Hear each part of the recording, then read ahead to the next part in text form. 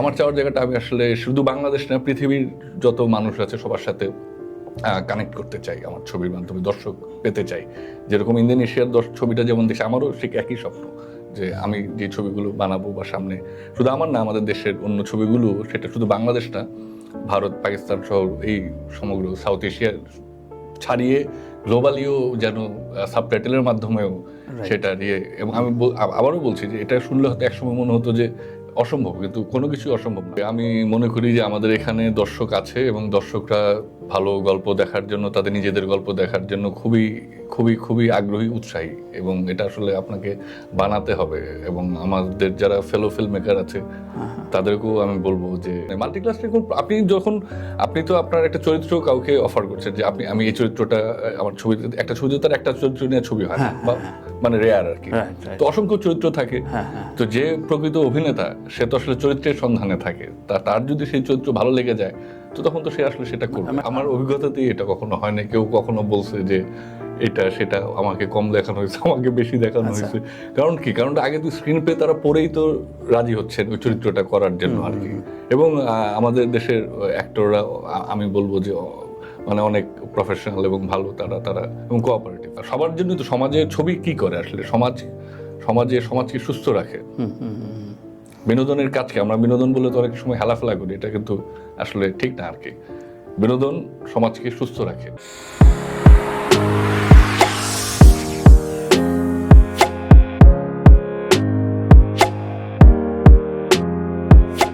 উৎসব সফল হওয়ার পর আসলে আমার প্ল্যান ছিল, আমি আগে একটা ছবির কথা ভেবেছিলাম যেটা আমি অনেক বছর ধরে লেখা হচ্ছে, সেটা বানাবো।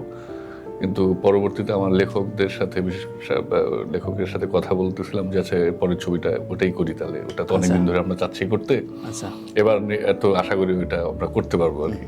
তো ও বললো যে ভাই এটা আমাদের ছবিটা তো পারিবারিক দর্শক সবাই দেখেছে আর কি, তো ওই ছবিটার গল্পটা তো একটু ডার্ক আর কি, মানে একটু অ্যাডাল্ট গল্প, মানে অ্যাডাল্ট বলতে মানে ঠিক সবাই মিলে, মানে হ্যাঁ ফ্যামিলি নিয়ে দেখবে ঠিক এরকম না, দেখতে পারে বাট মানে একদম বাচ্চাদের জন্য না আর কি।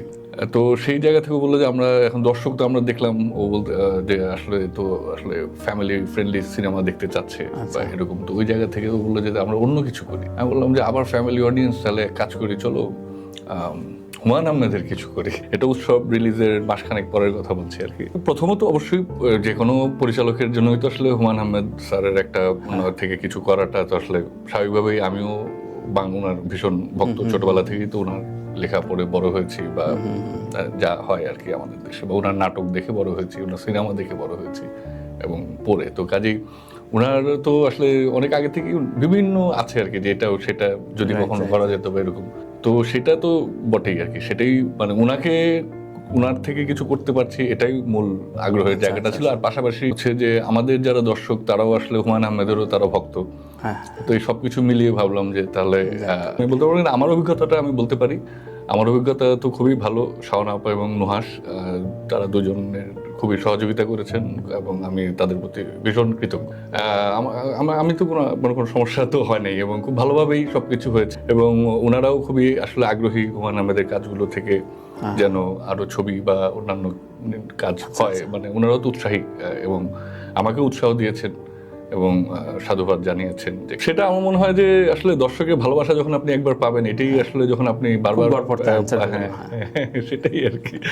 আমার কাছে মনে হয় ওইটাই, আমি কিন্তু ওইটাই দেখি আর কি, যে মানে কারণ কি যে সেটাই আসলে কারণ হচ্ছে যে এটা তো একই সাথে আমাদের জীবিকা আর কি, এবং এই জীবিকাতে আমরা উত্তরোত্তর উন্নতি করতে চাইবো, এটাই স্বাভাবিক আর কি। এবং শুধু আমি না, আমার সাথে যারা আমরা একসাথে কাজটা করছি প্রত্যেকেরই, এবং একটা ছবি যখন সফল হয় তখন আমাদের সবারই কিন্তু দায়িত্ব বেড়ে যায়, এবং আমরা ফাইন্যান্সিয়ালিও আরেকটু ভালো অবস্থানে যেতে চাই এবং সেটাকে অর্জন করতে চাই। তো কাজে এখানেও আমি তাই করছি বা সেটারই চেষ্টা করে যাচ্ছি। আমার তো এটা অন্যায় কিছু না যে আমি পরের বছর আবার ঈদে একটা ছবি মুক্তি দিয়ে সেই দর্শকদের সাথে আবার যুক্ত হতে চাইবো, তো সেটা তো আছেই।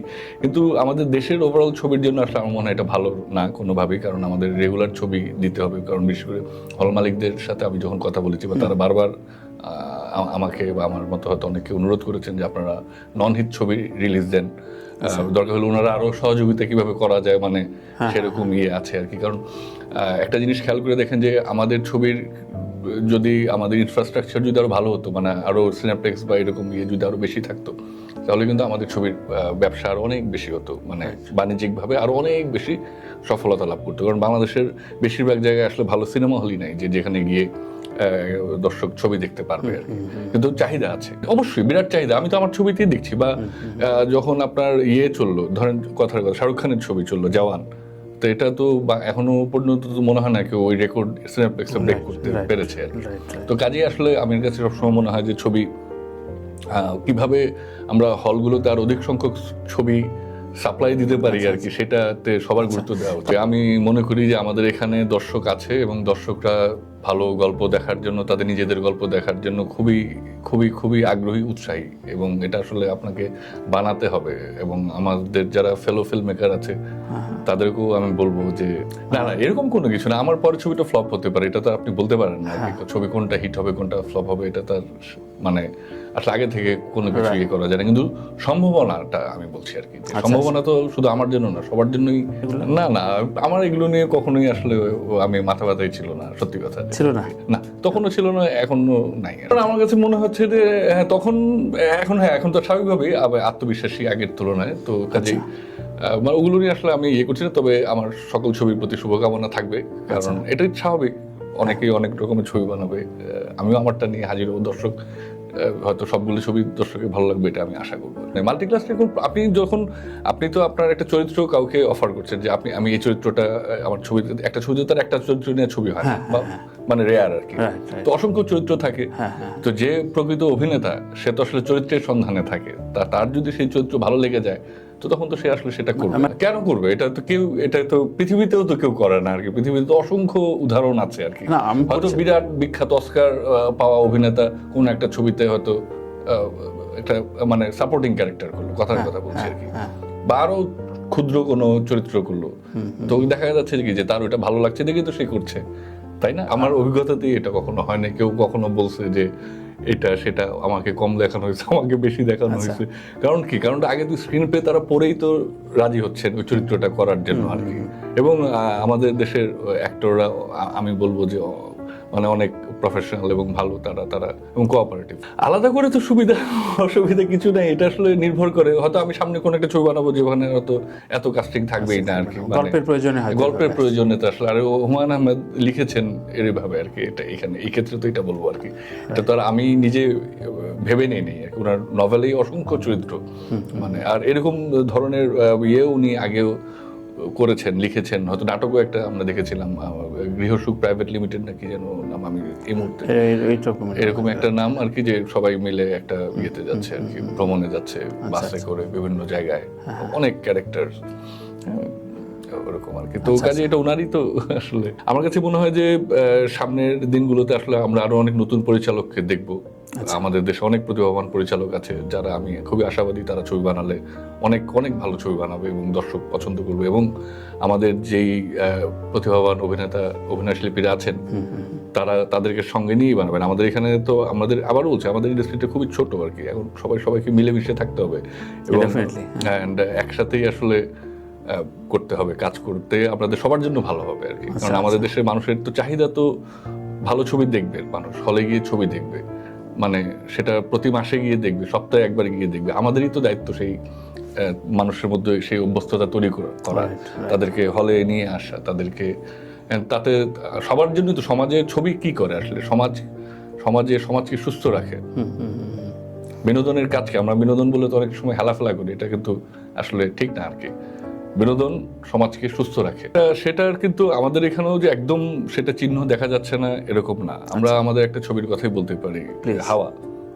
হাওয়া কিন্তু পশ্চিমবাংলা এবং ভারতে সেটা হাওয়া কবে হয়েছিল, ডিস্ট্রিবিউট করেছিল না, কবে হয়েছিল সে বলছিলাম। আমি বললাম যে এটা পসিবল, বাংলা ছবিও হচ্ছে যে গ্লোবালি অন্য ভাষাভাষী মানুষ দেখবে, মানে সেই সম্ভাবনা, বা হিন্দি, তামিল, তেলেগু, উর্দু এগুলোতে ডাব হয়ে ইন্ডিয়া, পাকিস্তান সহ আরো যত আমাদের সাউথ এশিয়ার দেশ আছে, নেপাল, সেখানেও তো চলার সম্ভাবনা আছে। কারণ এখন তো আমাদের ওই বাউন্ডারি আর নাই, আমাদের যেটা ভালো লাগে দর্শক সেটাই দেখছে। মানে আমরা এখানে বসে কেরালার ছবি দেখছি, তো কেরালার দর্শকও যদি আমাদের ছবি ভালো লাগে সে আমাদেরটা কিন্তু দেখতে পারে। তো সেই সুযোগ বা সেই যেটা আপনি বললেন যে নেটফ্লিক্স বা প্রাইমের কল্যাণে ইন্দোনেশিয়ার ছবি, নাইজেরিয়ার ছবি এখন আমরা দেখতে পাচ্ছি এবং সেগুলো নিয়ে আগ্রহ তৈরি হচ্ছে। মানে এটা এখন আমাদের দেশে ছবি তো তৈরি হয় খুব কম আর কি, মানে আমি বলতে চাচ্ছি যে ভালো ছবি মানে খুব কম তৈরি হয় আর কি। হ্যাঁ, তো কিন্তু সেটা যদি বাড়ে আর কি, এবং আমাদের দেশে যেই প্রতিভাবান পরিচালকরা আছে, আমি মনে করি যে এটা খুবই সম্ভব যে এটাকে, এবং আমরা আমরা নুহা সুমনের কথা বলতে পারি। আপনি দেখেন যে ওর ছবি, ও তো আমেরিকাতে সেখানে প্রফেশনাল ইয়ের সাথে ও যুক্ত হতে পেরেছে, নেটওয়ার্কের সাথে, রাইট? মানে ওর ছবি ওখানে, ওর শর্ট ফিল্মটা দেখে, মানে সুযোগ আছে।